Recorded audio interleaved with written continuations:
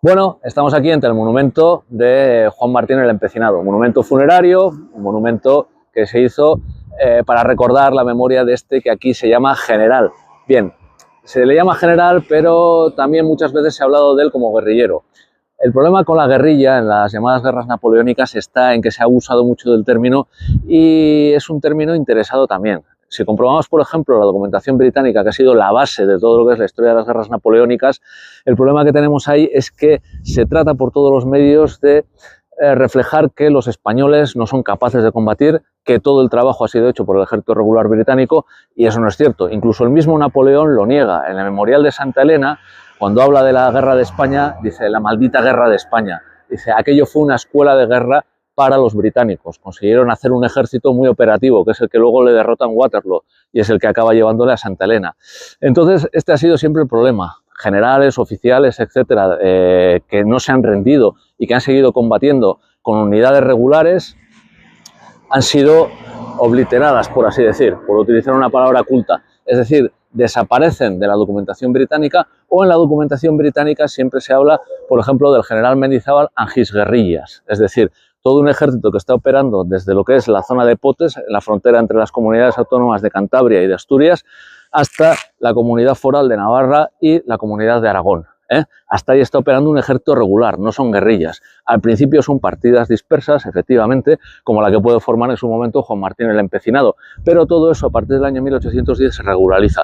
¿Por qué? Pues porque, como revelan documentos de oficiales regulares, como es el caso del general Freire, allí se estaba metiendo mucho pájaro de mal agüero, es decir, que con la excusa de la guerra pues se estaban dedicando al bandidaje, a la extorsión, etcétera, etcétera, y no eran en realidad ni fuerzas que estuviesen luchando contra los franceses ni fuerzas que estuviesen luchando a favor del gobierno legítimo español. Entonces siempre se ha tratado de crear esa impresión, que los británicos y sobre todo Wellington habían ganado la guerra, y bueno recordarlo y tenerlo presente. Y aquí en Burgos más todavía. ¿Qué ocurre? Bueno, vamos a ver, vamos a ir viendo cosas. En el año 1812, y antes de eso, el 7 de mayo de 1812, está operando un ejército español. Fijaos, por ejemplo, este magnífico libro de uniformología.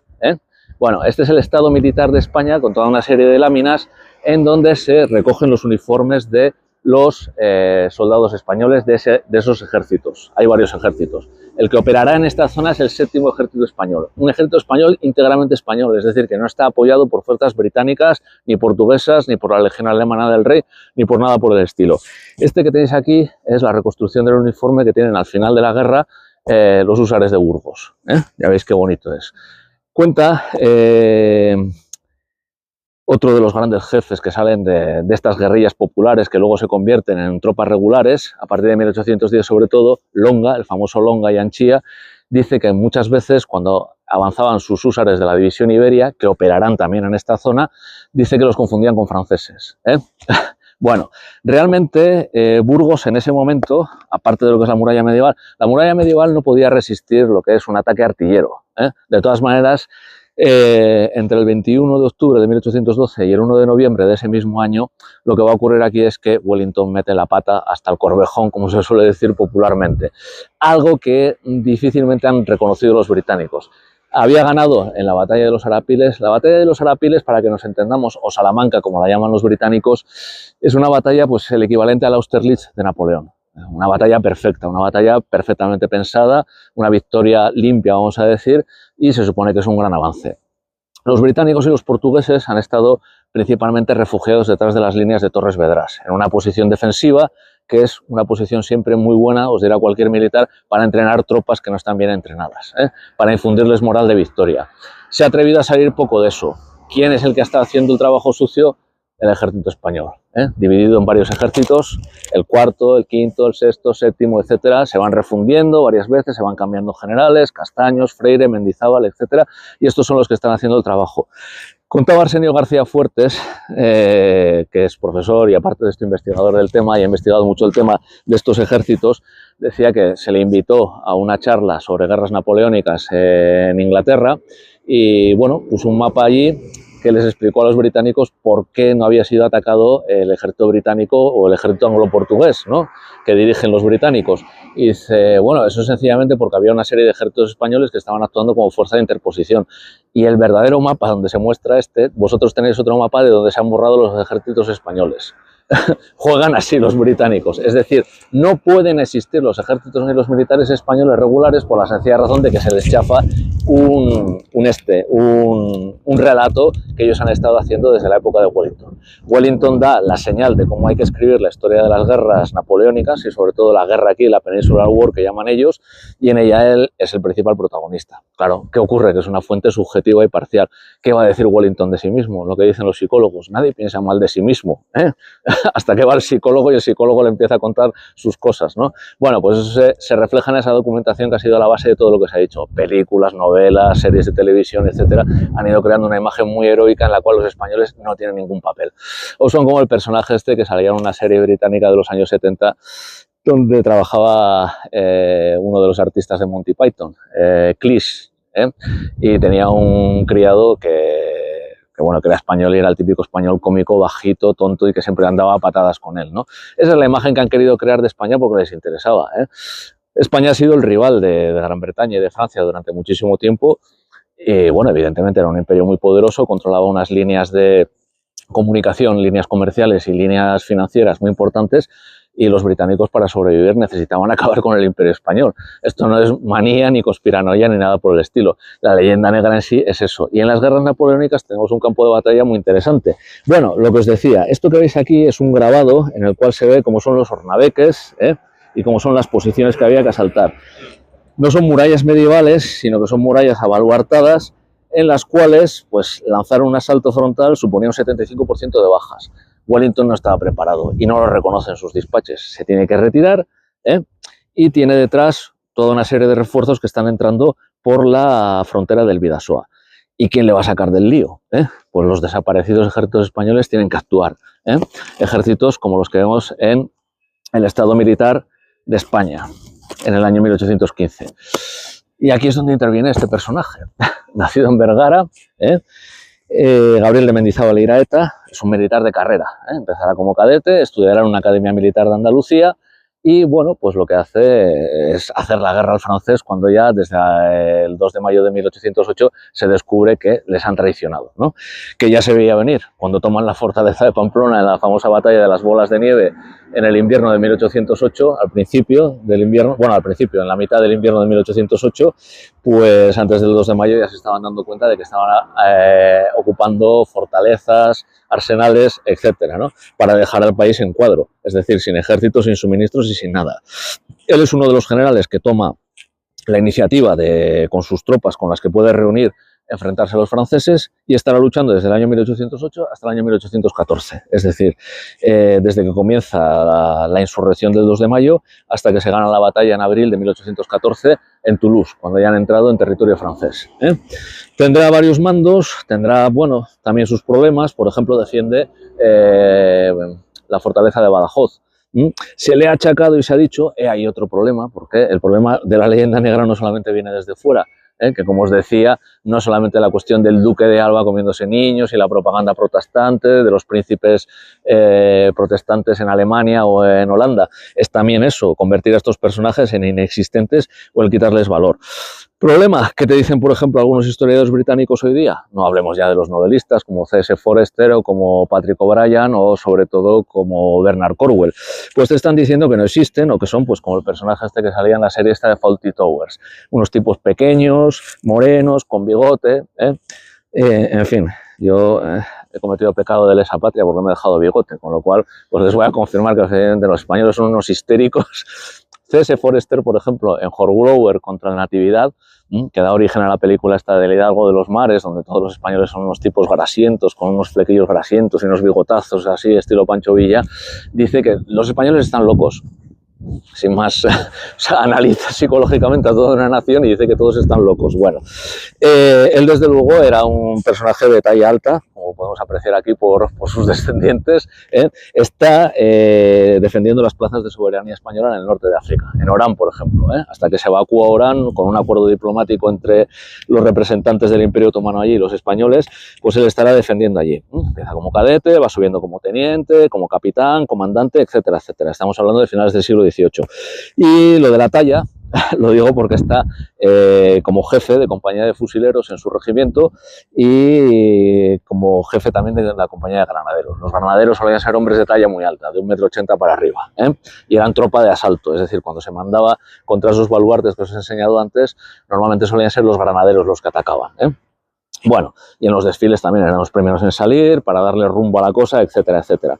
Bueno, pues este es Gabriel de Mendizábal y, como os digo, pues bueno, el problema con él es que rompe ese relato, ¿no? Y sobre todo a los británicos, pues todavía les cuesta muchísimo asumir esto. Lo mismo que les cuesta asumir la... vamos a ir dando una vuelta alrededor del monumento del empecinado. Lo mismo que les cuesta admitir la existencia de ejércitos españoles que se interponen entre ellos y los ejércitos franceses y les protegen, les cuesta mucho admitir la existencia de personajes como él. ¿Por qué? Porque pone coto a un relato. Podemos hablar de leyenda negra y podemos hablar también de leyenda rosa. La leyenda negra es en sí la derivada de la leyenda rosa anglosajona. Ellos han creado una leyenda rosa a través de Wellington y por lo tanto la historia de los españoles tiene que ser reducida a leyenda negra, es decir, no existe, son unos incompetentes, la América española está mal gobernada, con lo cual cuando desaparece la administración española de allí, pues bienvenido sea, pues porque han liberado a los pobres indios, ya van a decir ellos a los pobres indios cómo tienen que vivir, ¿no? Y en el caso del general Mendizábal, pues lo que ocurre, por ejemplo, es que en la defensa de Badajoz, estamos hablando de entre el año 1810 y 1811, de finales de 1810 a 1811, se va a decidir la suerte de esa plaza fronteriza que es Badajoz, que luego van a tener que recuperar en un asalto mortífero, que acabará, por cierto, en un descontrol total de las tropas anglo-portuguesas que van a hacer un desaguisado en Badajoz tremendo. Bueno, pero antes de todo eso, él es destinado allí por el marqués de la Romana, el que ha escapado de Dinamarca con las tropas cuando se ha enterado de la traición de Napoleón, y con el duque del Parque se le manda como segundo al mando allí y tiene que defender esa plaza ante el río Gébora, el Guadiana y el Gébora. ¿Qué ocurre? Que lo defiende lo mejor que puede. ¿Qué ocurre? Que el mariscal Soult, coleccionista de arte español, coleccionista entre comillas, por supuesto, normalmente adquiría las obras del siguiente modo. Iba allí con su guardia personal, hablaba con la persona que tenía un Murillo, un Velázquez, y le decía: este cuadro me gusta, ¿me lo regala? Como no, por favor. Con una bayoneta en la espalda, cualquiera se convence de regalar un Murillo o un Velázquez, ¿no? Bueno, esas cosas que venían a hacer los franceses aquí para ilustrarnos a los españoles, a enseñarnos a valorar el arte. Bueno, en Gébora, pues se tiene que retirar hacia Elvas, hacia la fortaleza portuguesa que defiende la frontera, y bueno, salva al ejército lo mejor que puede.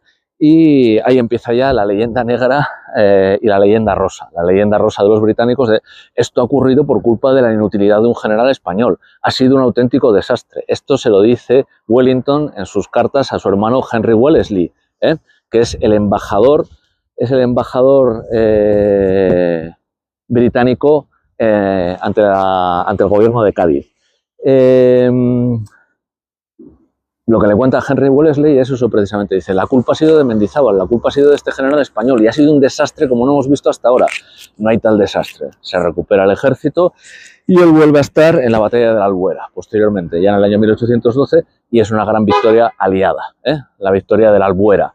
Se ha creado el mito, y por parte de historiadores españoles del siglo XIX, precisamente cuando se está haciendo el monumento al empecinado, estamos hablando de mediados del siglo XIX, se empiezan a escribir historias nacionales.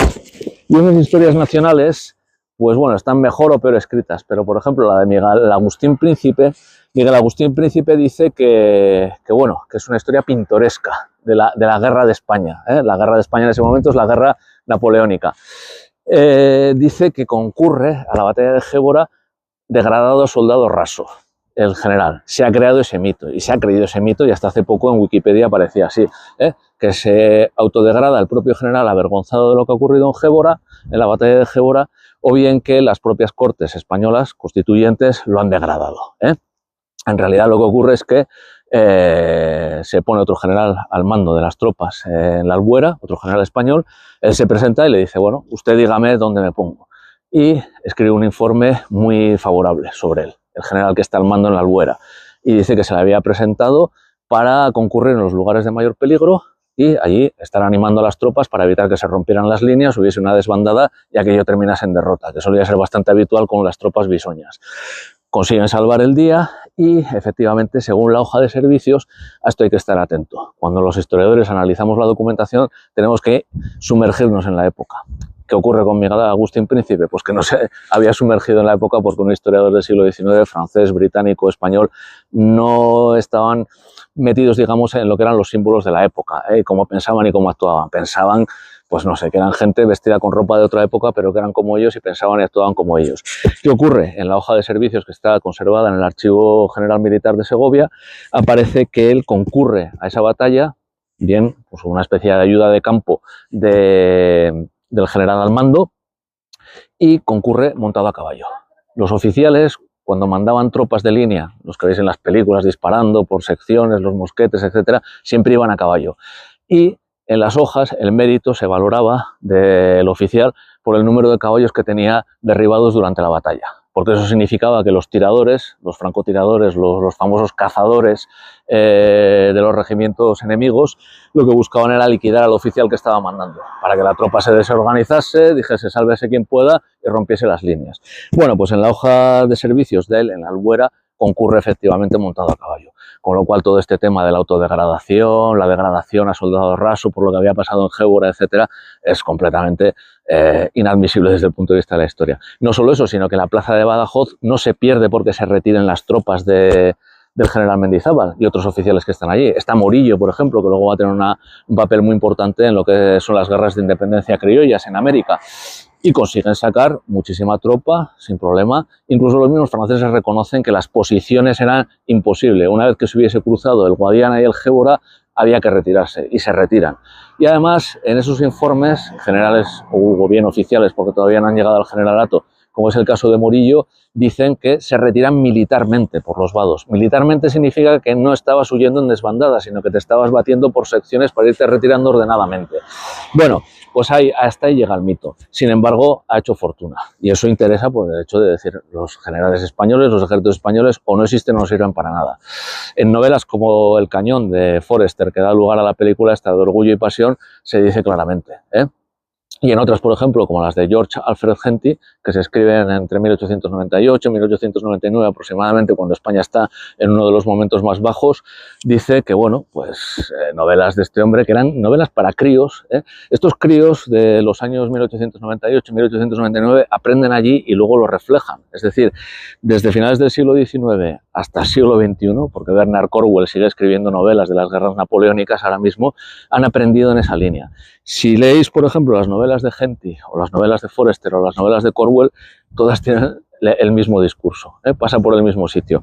No existen los ejércitos españoles, los españoles engañan a los británicos, les roban el dinero, no les dan suministros, son todos unos golfos, unos, en fin, bandoleros de Sierra Morena.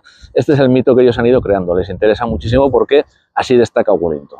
Wellington ya ha ido creando ese discurso, ellos lo han tomado en los grandes medios de difusión como el cómic, las películas, las series de televisión y las novelas, y entonces pues el pobre general y el ejército desaparecen, tienen que desaparecer.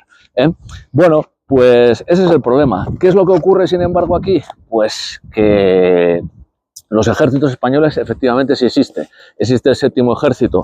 Existen, por ejemplo, los husarés de Burgos y existen también, por ejemplo, esto para que os hagáis una idea de hasta qué punto se ha vaporizado, por así decir, la historia española o no se conoce. Este tipo de libros, por ejemplo, pues tiene una difusión escasísima, son auténticas joyas bibliográficas.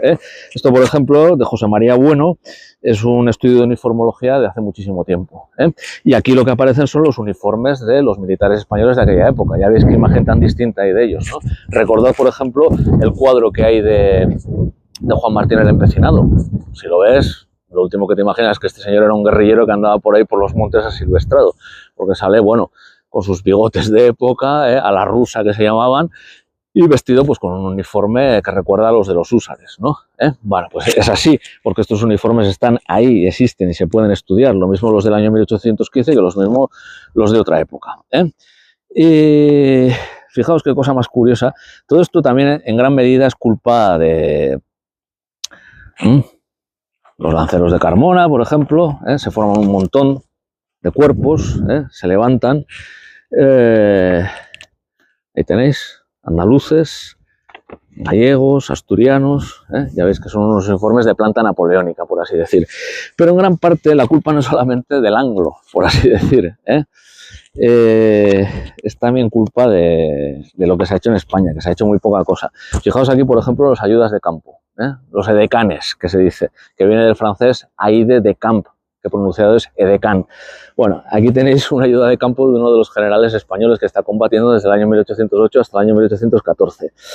Bueno, tenemos el librito, y un librito que no ha tenido una gran difusión. Y luego, qué importante es que los niños aprendan historia, como se suele decir. Los niños no nacen enseñados al odio, hay que enseñarles. Pues también al amor hay que enseñarles. Fijaos lo que hacen los franceses. En las marcas de café soluble y en las marcas de pues el Colacao y cosas de estas, como el Nescafé y demás, ya desde los años 50 y 60 estaban haciendo figuritas de lo que eran los uniformes napoleónicos. Este se supone que es un cazador imperial a caballo. ¿Existe una colección similar en España? No, no existe. ¿Qué es lo que he hecho yo? Pues bueno, con un cúter, pintura, etcétera, etcétera, y luego gracias a la documentación de libros he convertido lo que en principio era un cazador de la Guardia Imperial en un edecán español. Comparad, por ejemplo, si queréis, sujetad un voluntario, por favor, para sujetar. Vamos a comparar cómo efectivamente un uniforme español no era tan distinto de un uniforme, gracias, no era tan distinto de un uniforme francés. ¿Cuál ha sido el problema? Pues que nos hemos perdido, digamos, ese paso, por así decir, que es el de esto popularizarlo, es decir, que los niños desde pequeños aprendan, que existían estos soldados, que existían estos ejércitos, que eran ejércitos muy bien organizados, con hospital de campaña, con banderas, con uniformes, etcétera, etcétera, y eran unos uniformes que, como veis, el edecán, esta es una figura francesa. Lo que ocurre es que no existe el equivalente español. Con el general Mendizábal pues pasa 3/4 partes de lo mismo. ¿Qué ocurre? Pues que nadie le ha dado profundidad. Hay dos compañías que se dedican a esto, o se dedicaban por lo menos, que una era el Viejo Dragón y otra era Nimix. Pero las colecciones, bueno, luego también está la colección del Prado, que sacó bastantes figuras de época napoleónica, pero sin embargo tenemos muchísimas figuras de Soult, de Murat. De Murat lo tenemos en distintas versiones, vestido a la polaca, vestido a la francesa, vestido de húsar, no vestido de húsar, de Napoleón ya ni se cuentan las figuras que se han hecho. Todo esto es coleccionismo para adultos, pero que también suele empezar en la infancia. ¿Existe una figura fundida del general Mendizábal? No. Esta se recuperó en una tienda de Alcobendas, por cierto, y bueno, es una figura genérica de un militar de la época napoleónica. Y había que vestirlo como el general Mendizábal. Y esta es en este momento la única figura que existe de plomo en este tamaño. Esto ya sabéis que al final pues, puede ir a la colección de una persona particular, o puede ir a un museo, o puede ir a un centro de interpretación. Bueno, pues así de precarios son los medios que existen en España hoy día.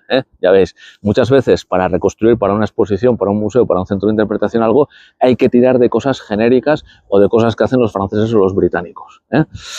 Pues ese es el problema. Luego podemos hacer monumentos como estos, todos los que queráis, pero luego el problema está en eso, en ese olvido que hay, en ese olvido de este tipo de cosas, y sobre todo en el merchandising, como dicen los anglosajones. ¿Qué ocurre con el merchandising? Pues sencillamente que lo que hace es crear discurso, crear relato, y es un relato que hemos perdido hasta ahora porque hemos permitido que en lugar de escribir nosotros la historia, nos la escriban. Más allá, digamos, de pequeñas ediciones, libros de muy poca circulación, libros que solamente circulan entre especialistas, etcétera, ¿no? Y aquí en Burgos es especialmente sangrante por eso, por el hecho de que el 7 de mayo ya hay un ejército español aquí. Cuenta Díaz Porlier, otro que apenas se sabe. De hecho, cuando preparamos clases o preparamos conferencias, muchas veces tenemos que hacer los dibujos nosotros, o incluso estas figuras, por la sencilla razón de que no existen.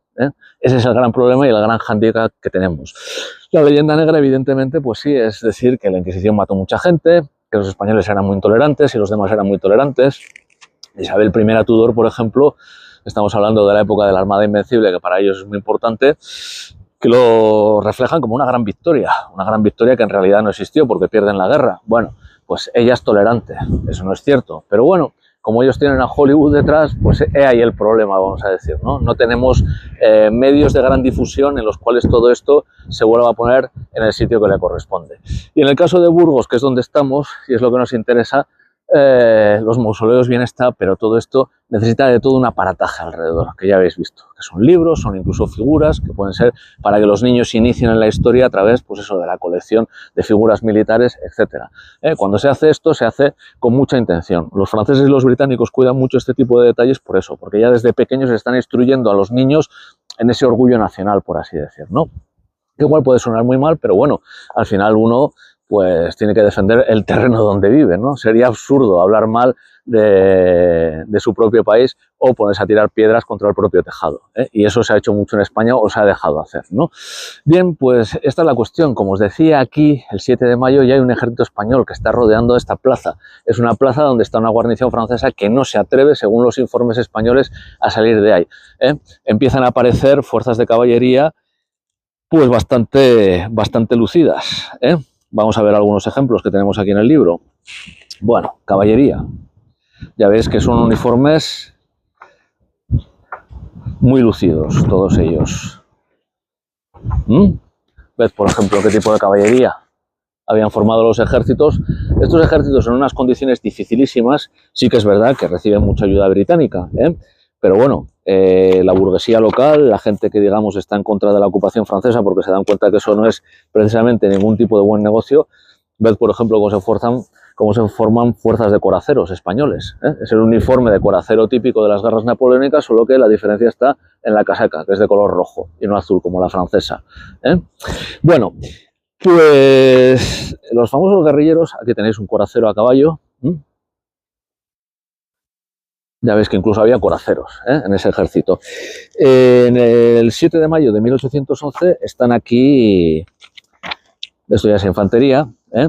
Están aquí estos ejércitos, el 7º ejército que está mandado por Gabriel de Mendizábal y entonces, según los informes que están ahora mismo en el Archivo Histórico Nacional, esa es otra gran paradoja, que los archivos británicos o los archivos franceses, sobre todo los británicos, son unos archivos mucho peores que los españoles. Los españoles tienen muy avanzada la digitalización, por ejemplo, se puede consultar la documentación sin siquiera desplazarse hasta la sede del archivo, como es el caso del Archivo Histórico Nacional. Y también, aparte de todo eso, bueno, aquí están los húsares de Burgos, por ejemplo, ¿eh? Hay dos versiones distintas de los uniformes, un uniforme azul y un uniforme dorado, como el que os he enseñado antes, ¿eh?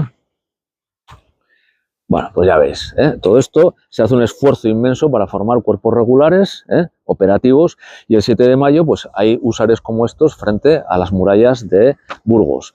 El informe de Díaz Porlier a Gabriel de Mendizábal pues comenta, fijaos este por ejemplo, estos son los de la división Iberia, de Longa, y Longa comentaba eso, decía, a veces nos toman por húsares franceses, tal y como vamos uniformados, ¿no?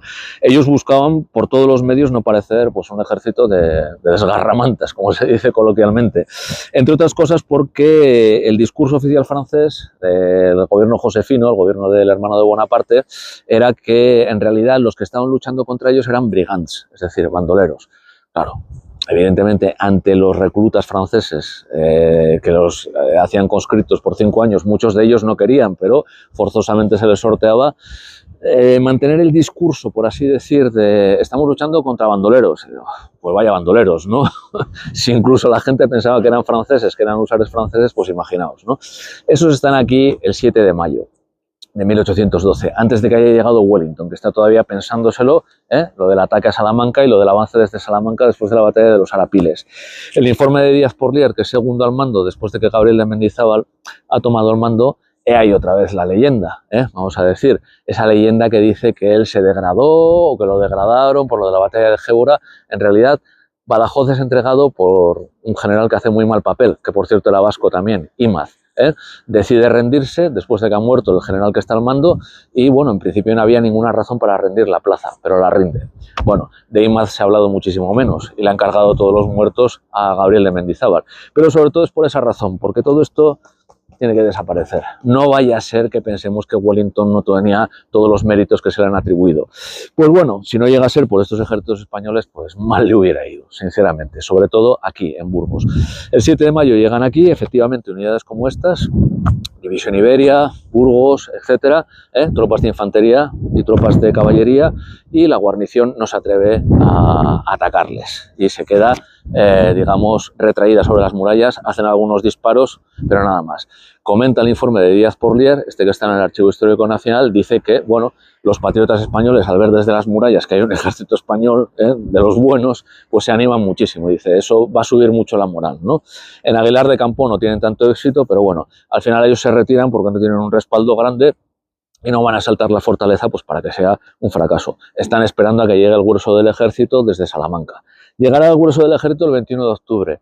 Llega en olor de multitudes, que así se dice, que se suele decir mucho, loor de multitudes. Pues no, parece que según la RAE, la forma correcta es olor de multitudes. Llega el general Wellington con todos sus hombres del ejército portugués, del ejército español, todos los que han puesto bajo su mando, y del ejército británico, e intentan tomar Burgos. Estamos en el 21 de octubre del año 1812. ¿Qué ocurre? Pues que el hombre ha venido sobrado, como se suele decir coloquialmente. No ha traído baterías de asedio para asaltar los baluartes como los que hay aquí. Ya la muralla medieval, eso era fácil, pero asaltar los bloqueos, las trincheras y asaltar los baluartes en forma de diamante, eso ya era otra cuestión. Durante varios días, desde el 21 de octubre de 1812 hasta comienzos del mes de noviembre de 1812, estará aquí. Se tiene que retirar. ¿Por qué? Porque por la zona norte, por lo que es ahora la A1, están entrando refuerzos franceses. Ejércitos masivos, con gran cantidad de refuerzos de tropas frescas francesas. Y debe retirarse. Y se va batiendo en retirada por todo lo que es Castilla, hasta llegar otra vez a la posición segura que es Torres Vedrás, que es donde ha pasado la mayor parte de la guerra, por lo que os explicaba antes, es decir, porque las posiciones defensivas ayudan a curtir a la tropa y es más difícil atacarlas. Es más fácil defenderte en Torres Vedrás que asaltar las posiciones defensivas de ellos en Burgos. Bueno, hubiera sido una auténtica catástrofe. Andrew Roberts, un historiador británico, que además, por cierto, es Lord, está en la Cámara de los Lores este hombre, Roberts, cuenta en una historia paralela de las vidas de Napoleón y Wellington, lo reconoce, él hace un buen trabajo como historiador. Ya no es que sea británico o español, no, está diciendo las cosas objetivamente. Y esa objetivación de Wellington es sencillamente que tiene muy mala opinión de un ejército que ha sido esencial para él, que es el ejército español. Entonces, ¿qué ocurre? Se retira y de haberse retirado, teniendo unas grandes pérdidas como las que tuvo Sir John Moore entre 1808 y 1809 en la Marcha de la Muerte, probablemente la carrera de Wellington se hubiese hundido y probablemente se hubiese firmado una paz por separado y hubiesen abandonado a los españoles a su suerte y hubieran llegado a un acuerdo con Napoleón para dividirse el pastel, por así decir. Es decir, una parte de Europa bajo su control, otra parte bajo el control de los rusos, digamos, probablemente hasta el Vístula, y el resto para los británicos. Los Whigs y los radicales, es decir, los liberales, la gente de izquierdas que llamaríamos hoy día, estaba detrás de Wellington desde hace tiempo. Él era más bien un hombre de ideas conservadoras. Y estaban esperando que patinase otra vez. Después de haber tenido una gran victoria en los Arapiles, tiene un gran fracaso ante Burgos y tiene que retirarse, sufre una persecución de ejércitos franceses que lo devuelven al punto de partida. Bueno, pues esto se acabó. Ya estamos gastando muchísimo dinero ahí para unos resultados pobrísimos y la culpa es de los Wellesley. Los Wellesley son un clan político poderoso dentro de Londres, pero al ser poderoso al mismo tiempo tiene muchos enemigos y esos enemigos estaban esperando el patinazo. El patinazo ocurre aquí entre el 21 de octubre de 1812 y el 1 de noviembre de ese mismo año.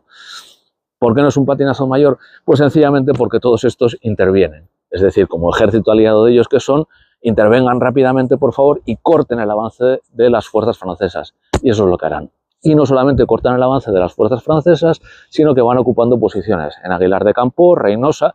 Por ejemplo, Reynosa, en enero de 1813, ha sido recuperada por el ejército de Gabriel de Mendizábal e Iraeta.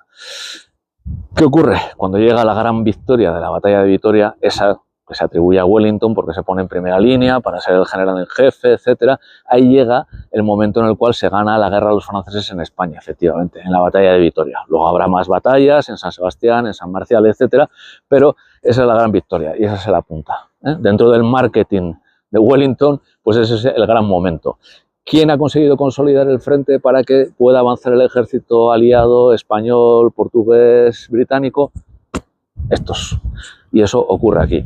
Por eso, bueno, es una frase muy cinematográfica, pero efectivamente el destino de las guerras napoleónicas, tal y como lo conocemos hoy día, se jugó aquí en el otoño del año 1812. Y si los británicos no lo quieren reconocer, que algunos ya lo han reconocido, como Andrew Roberts, aunque sea con la boca pequeña, pues tanto peor para ellos, ya les educaremos desde España. Bueno, culminamos nuestra visita aquí y nos despedimos del mausoleo dedicado a un general, que no un guerrillero. Todos estos guerrilleros tienen que acabar siendo tropas regulares como las que vemos en libros como estos, ¿eh? Y es gracias a esas tropas regulares que se ganan las guerras napoleónicas. De no haber estado ellos allí, como dice Arsenio García Fuertes, no sin nosotros, pero no sin estos, ¿eh? Bueno, pues eso es lo que os puede contar un historiador que ha venido aquí de parte de Héroes de Cavite. Muchas gracias. Y esperemos que no sea la última.